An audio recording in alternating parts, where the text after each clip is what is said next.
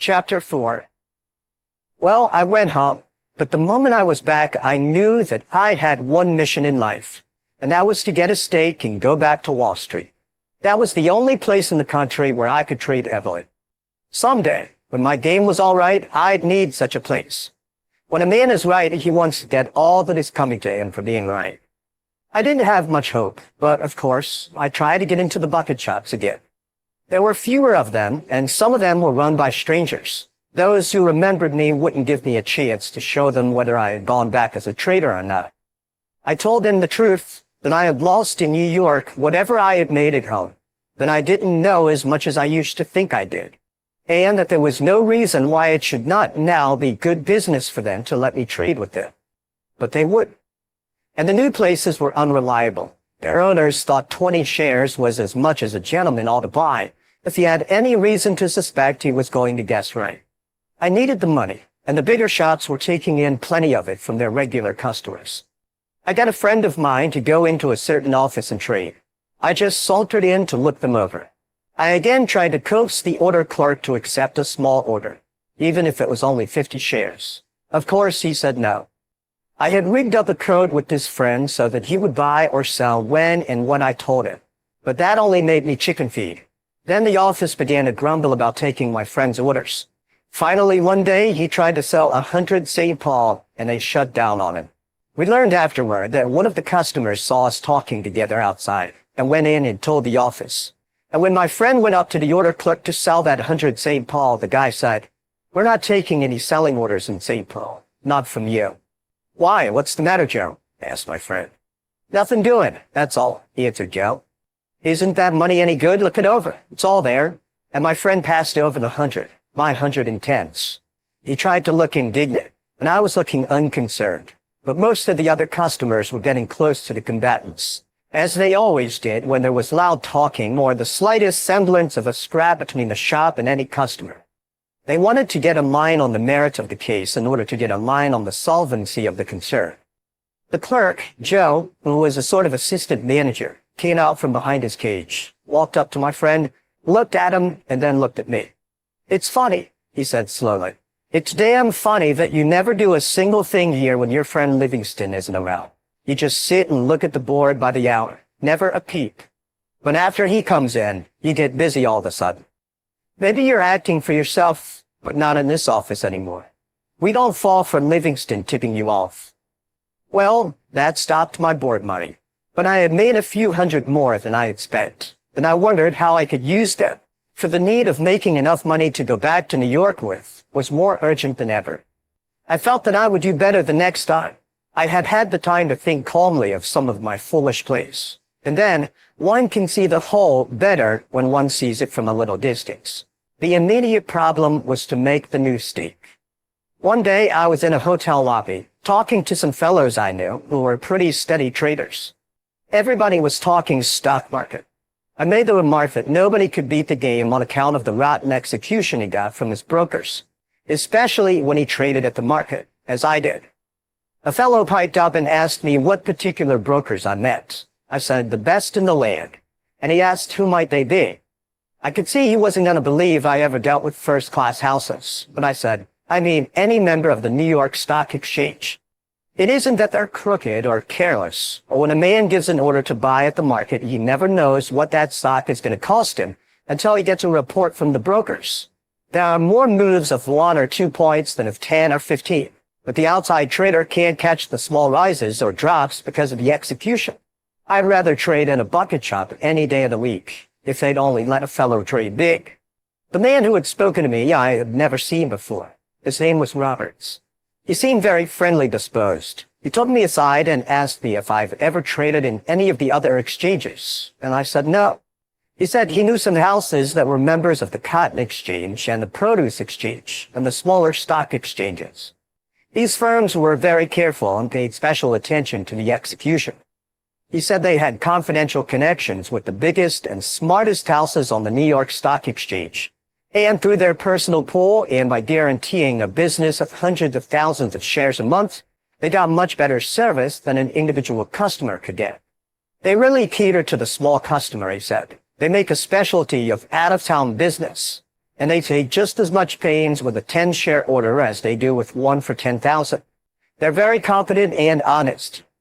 Yes, but if they pay the stock exchange house the regular 8th commission, where do they come in?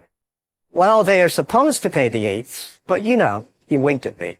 Yes, I said, but the one thing a stock exchange firm will not do is to split commissions. The governors would rather a member commit murder, arson, and bigamy than to do business for outsiders for less than a kosher 8th.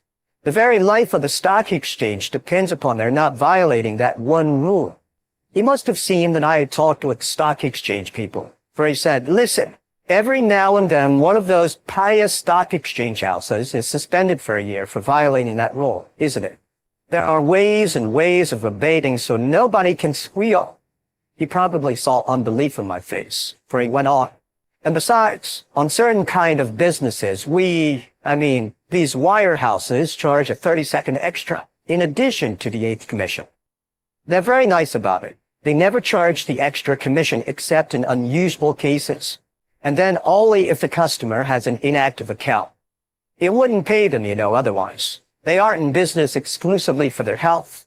By that time, I knew he was touting for some phony brokers. Do you know any reliable house of that kind? I asked him. I know the biggest brokerage firm in the United States, he said. I trade there myself. They have branches in 78 cities in the United States and Canada. They do an enormous business, and they couldn't very well do it year in and year out if they weren't strictly on the level, could they? Certainly not, I agreed. Do they trade in the same stocks that are dealt in on the New York Stock Exchange? Of course, and on the Curb, and on any other exchange in this country or Europe. They deal in wheat, cotton, provisions, anything you want. They have correspondents everywhere and memberships in all the exchanges, either in their own name or on the quiet. I knew by that time, but I thought I'd lead them all. Yes, I said, but that does not alter the fact that the orders have to be executed by somebody. And nobody living can guarantee how the market will be or how close the ticker's prices are to the actual prices on the floor of the exchange. By the time a man gets the quotation here and hands in an order and it's telegraphed to New York, some valuable time has gone. I might better go back to New York and lose my money there in respectable company. I don't know anything about losing money. Our customers don't acquire that habit. They make money. We take care of that. Your customers? Well, I take an interest in the firm, and if I can turn some business their way, I do so, because they've always treated me right, and I've made a good deal of money through them. If you wish, I'll introduce you to the manager. What's the name of the firm? I asked him. He told me. I had heard about them. They ran ads in all the papers, calling attention to the great profits made by those customers who followed their inside information on active stocks. That was the firm's great specialty. They were not a regular bucket shop, but bucketeers. Alleged brokers who bucketed their orders but nevertheless went through an elaborate camouflage to convince the world that they were regular brokers engaged in a legitimate business. They were one of the oldest of that class of firms. They were the prototype at that time of the same sort of brokers that went broke this year by the dozen. The general principles and methods were the same, though the particular devices for fleecing the public differed somewhat, certain details having been changed when the old tricks became too well known. These people used to send out tips to buy or sell a certain stock, hundreds of telegrams advising the instant purchase of a certain stock, and hundreds recommending other customers to sell the same stock on the old racing tipster plan. Then orders to buy and sell would come in. The firm would buy and sell, say, 1,000 of that stock through a reputable stock exchange firm and get a regular report on it. This report they would show to any doubting Thomas who was impolite enough to speak about bucketing customers' orders. They also used to form discretionary pools in the office, and as a great favor allowed their customers to authorize them, in writing, to trade with the customer's money and in the customer's name as they, in their judgment, deemed best. That way, the most cantankerous customer had no legal redress when his money disappeared. They'd bull a stock on paper and put the customers in, and they'd execute one of the old-fashioned bucket shop drives and wipe out hundreds of shoestring margins. They did not spare anyone, women, school teachers, and old men being their best bet. I'm sore on all brokers, I told the tout. I'll have to think this over. and I left so he wouldn't talk anymore to me. I inquired about this firm. I learned that they had hundreds of customers, and although they were the usual stories, I did not find any case of a customer not getting his money from them if he won any. The difficulty was in finding anybody who had ever won in that office, but I did. Things seemed to be going their way just then, and that meant that they would probably not welch if a trade went against them. Of course, most concerns of that kind eventually go broke. There are times when there are regular epidemics of bucketeering bankruptcies, like the old-fashioned runs on several banks after one of them goes up. The customers of the others get frightened and they run to take their money out. But there are plenty of retired bucket shopkeepers in this country. Well, I heard nothing alarming about the Touts firm, except that they were on the meek, first, last, and all the time, and that they were not always truthful. Their specialty was trimming suckers who wanted to get rich quick. But they always asked their customers permission, in writing, to take their rolls away from them. One chap I met did tell me a story about seeing 600 telegrams go out one day advising customers to get aboard a certain stock, and 600 telegrams to other customers strongly urging them to sell that same stock at once. Yes, I know the trick, I said to the chap who was telling me.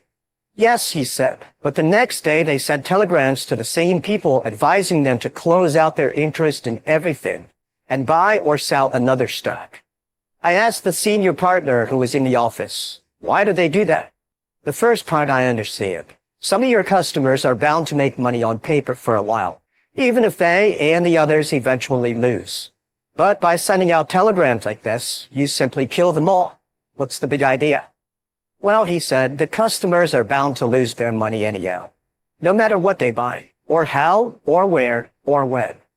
When they lose their money, I lose the customers. Well, I might as well get as much of their money as I can, and then look for a new crop. Well, I admit frankly that I wasn't concerned with the business ethics of the firm. I told you how I felt sore on the teller concern, and how it tickled me to get even with them. But I didn't have any such feelings about this firm. They might be crooks, or they might not be as black as they were painted. I did not propose to let them do any trading for me, or follow their tips, or believe their lies.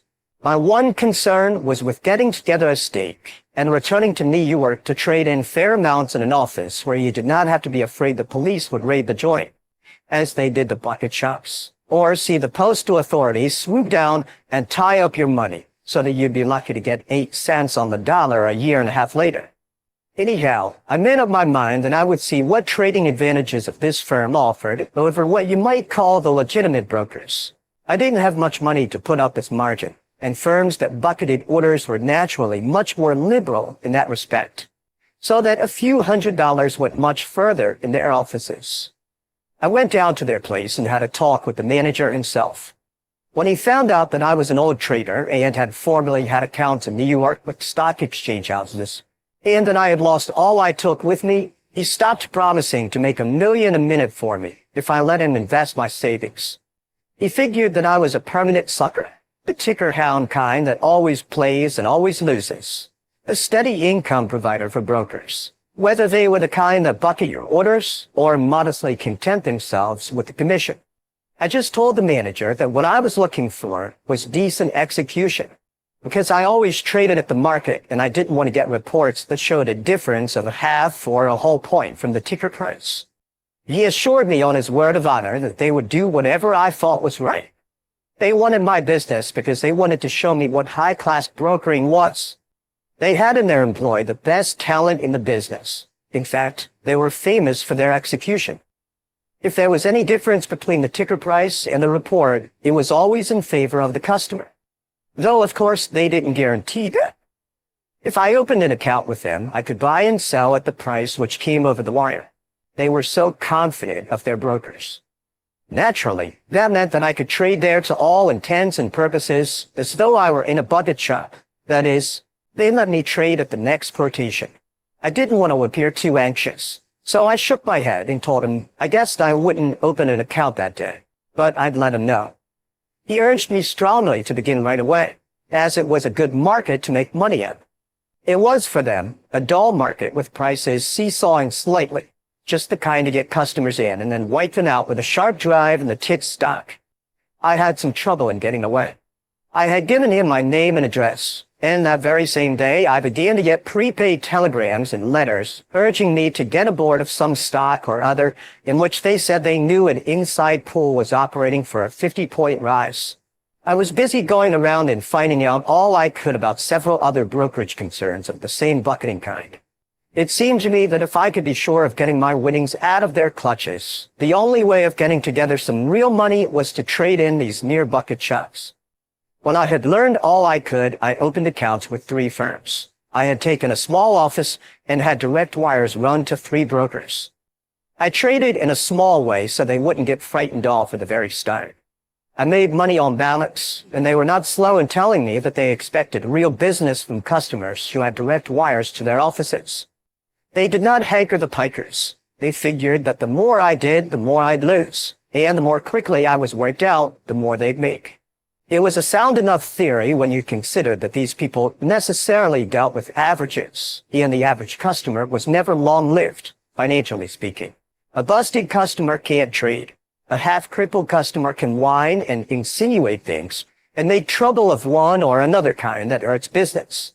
I also established a connection with a local firm that had a direct wire to its New York correspondent, who were also members of the New York Stock Exchange. I had a stock ticker put in, and I began to trade conservatively. As I told you, it was pretty much like trading in bucket chucks, only it was a little slower. It was a game that I could beat, and I did. I never got it down to such a fine point that I could win 10 times out of 10, but I won on balance, taking it weeks in and weeks out. I was again living pretty well, but always saving something to increase the stake that I was to take back to Wall Street. I got a couple of wires into 2 more of these bucketing brokerage houses, making 5 in all, and, of course, my good firm. There were times when my plans went wrong and my stocks did not run true to form, but did the opposite of what they should have done if they had kept up their regard for precedent. But they did not hit me very hard. They couldn't, with my shoestring margins. My relations with my brokers were friendly enough. Their accounts and records did not always agree with mine, and the differences uniformly happened to be against me. Curious coincidence, not? But I fought for my own and usually had my way in the end. They always had the hope of getting away from me what I had taken from them. They regarded my winnings as temporary loans, I think. They really were not sporty, being in the business to make money by hook or by crook, instead of being content with the house percentage. Since suckers always lose money when they gamble in stocks, they never really speculate. You'd think these fellows would run what you might call a legitimate, illegitimate business. But they didn't. Copper your customers and grow rich is an old and true adage. But they did not seem ever to have heard of it, and didn't stop at plain bucketing. Several times they tried to double-cross me with old tricks. They caught me a couple of times because I wasn't looking. They always did that when I had taken no more than my usual line.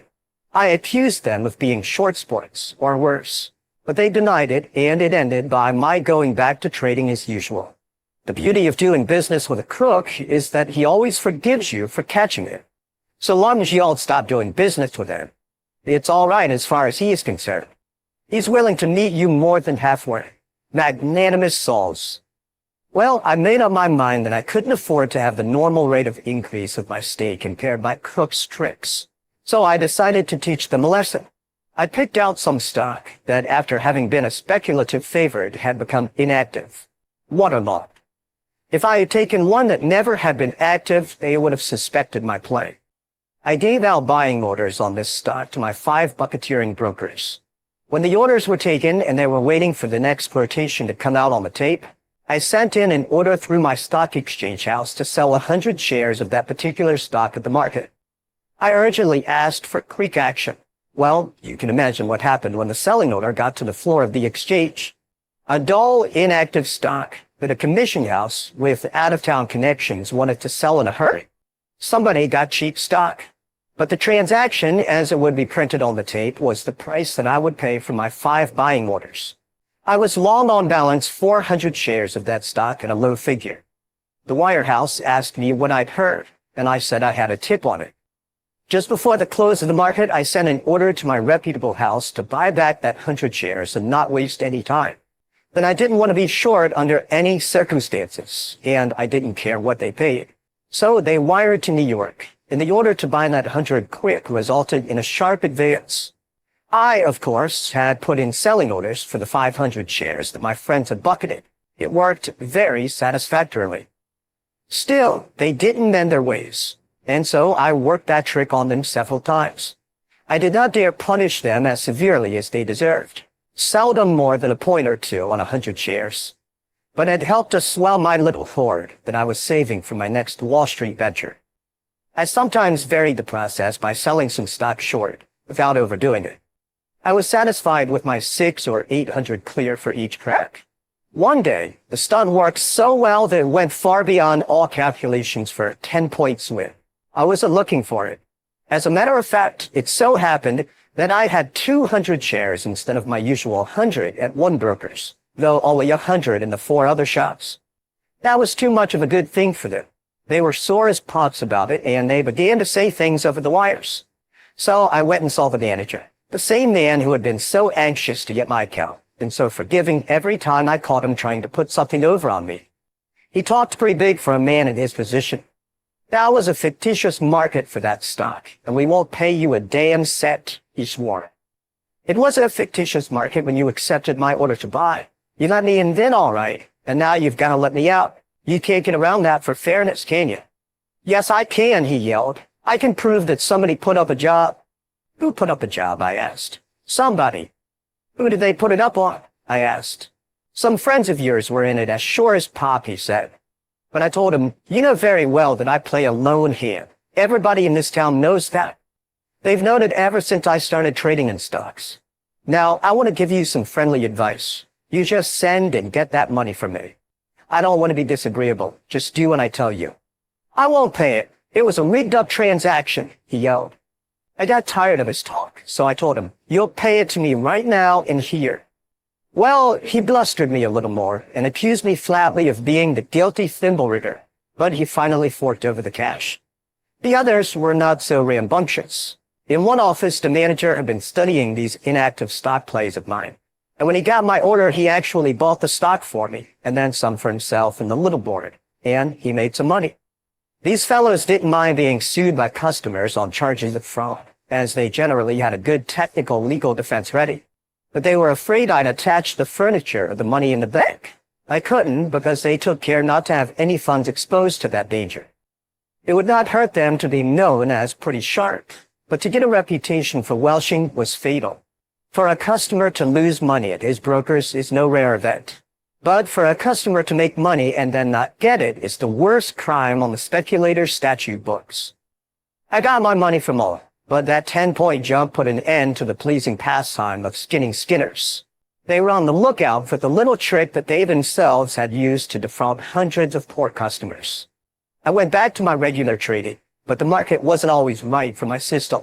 That is, limited as I was by the size of my orders they would take. I couldn't make a killing. I had been at it over a year, during which I used every device that I could think of to make money trading in those wirehouses. I had lived very comfortably, bought an automobile, and didn't limit myself about my expenses. I had to make a stake, but I also had to live while I was doing it. If my position on the market was right, I couldn't spend as much as I made, so that I'd always be saving some. If I was wrong, I didn't make any money and therefore couldn't spend. As I said, I had saved up a fair-sized roll, and there wasn't so much money to be made in the 5 wirehouses. So I decided to return to New York. I had my own automobile, and I invited a friend of mine who also was a trader to motor to New York with me. He accepted, and we started. We stopped at New Haven for dinner. At the hotel, I met an old trading acquaintance, and among other things, he told me there was a shop in town that had a wire and was doing a pretty good business. We left the hotel on our way to New York, but I drove by the street where the bucket shop was to see what the outside looked like. We found it and couldn't resist the temptation to stop and have a look at the inside. It wasn't very sumptuous, but the old blackboard was there, and the customers, and the game was on. The manager was a chap who looked as if he had been an actor or a stump speaker. He was very impressive. He'd say good morning as though he had discovered the morning's goodness after 10 years of searching for it with a microscope. and was making you a present of the discovery, as well as of the sky, the sun, and the firm's bankroll. He saw us come up in the sporty-looking automobile, and as both of us were young and careless, I don't suppose I looked 20, he naturally concluded we were a couple of Yale boys. I didn't tell him we weren't. He didn't give me a chance, but began delivering the speech. He was very glad to see us. Would we have a comfortable seat? The market, we would find, was philanthropically inclined that morning. In fact, clamoring to increase the supply of collegiate pocket money, of which no intelligent undergraduate ever had a sufficiency since the dawn of historic time. But here and now, by the beneficence of the ticker, a small initial investment would return thousands. More pocket money than anybody could spend was what the stock market yearned to yield. Well, I thought it would be a pity not to do as the nice man of the bucket shop was so anxious to have us do. So I told him I would do as he wished, because I had heard that lots of people made lots of money in the stock market. I began to trade very conservatively, but increasing the line as I won. My friend followed me. We stayed overnight in New Haven, and the next morning found us at the hospitable shop at 5 minutes to 10. The orator was glad to see us, thinking his turn would crony day. But I cleaned up within a few dollars of $1,500. The next morning, when we dropped in on the great orator and handed him an order to sell 500 sugar, he hesitated, but finally accepted it in silence. The stock broke over a point, and I closed out and gave him the ticket. There was exactly $500 coming to me in profits, and my $500 margin. He took 20 50s from the safe, counted them 3 times very slowly, then counted them again in front of me. It looked as if his fingers were sweating mucilage, the way the notes seemed to stick to him. But finally, he handed the money to me. He folded his arms, bit his lower lip, kept it bit, and stared at the top of the window behind me. I told him I'd like to sell 200 steel, but he never stirred. He didn't hear me. I repeated my wish, only I made it 300 shares. He turned his head. I waited for the speech, but all he did was to look at me. And he smacked his lips and swallowed as if he was going to start an attack on 50 years of political misrule by the unspeakable grafters of the opposition. Finally, he waved his hand toward the yellow backs in my hand and said, "Take away that babble." "Take away what?" I said. I hadn't quite understood what he was driving at. "Where are you going, student?" He spoke very impressively. "New York," I told him. "That's right," he said, nodding about 20 times. "That is exactly right. You're going away from here, all right, because now I know 2 things. 2, student. I know what you are not, and I know what you are. Yes, yes, yes." "Is that so?" I said very politely. "Yes, you too," he paused. And then he stopped being in Congress and snarled. "You two are the biggest sharks in the United States of America. Students, yeah. You must be freshmen, yeah." We left him talking to himself. He probably didn't mind the money so much. No professional gambler does. It's all in the game, and the luck's bound to turn. It was his being fooled in us that hurt his pride. That is how I came back to Wall Street for a 3rd attempt. I had been studying, of course, trying to locate the exact trouble with my system that had been responsible for my defeats in A.R. Fullerton and Company's office. I was 20 when I made my first 10,000, and I lost that. But I knew how and why, because I traded out of season all the time. Because when I couldn't play according to my system, which was based on study and experience, I went in and gambled. I hoped to win, instead of knowing that I ought to win on form. When I was about 22, I ran up my stake to $50,000 and lost it on May 9th. But I knew exactly why and how. It was the laggard tape and the unprecedented violence of the movements that awful day. But I didn't know why I had lost after my return from St. Louis or after the May 9th panic. I had theories, that is, remedies, for some of the faults that I thought I found in my play. But I needed actual practice. There's nothing like losing all you have in the world for teaching you what not to do. And when you know what not to do in order not to lose money, you begin to learn what to do in order to win. Did you get that? You begin to learn.